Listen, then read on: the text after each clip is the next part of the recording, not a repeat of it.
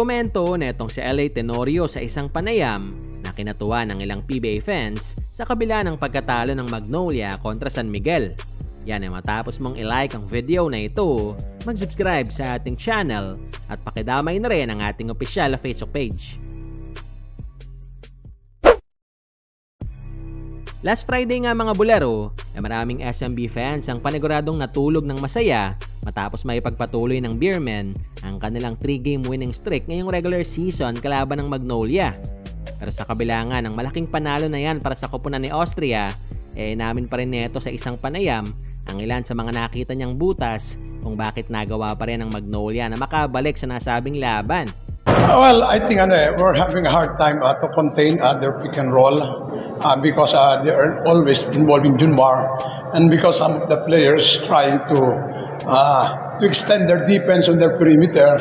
That's why Lastimosa having a good time making some good layup, and I think that's the key for them, but fortunately our team don't want to lose it, and then may kasama na kaming swerte.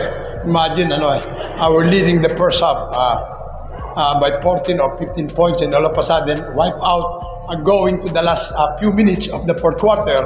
But I told them don't give up, we still have a lot of time, and it happens, and then we forced them to commit a lot of turnover on this stretch, and I think that's the key.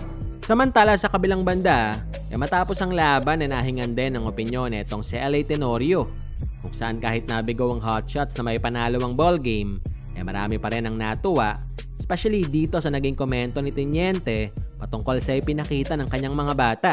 Well, honestly, I like what I really like actually what we saw during the second half.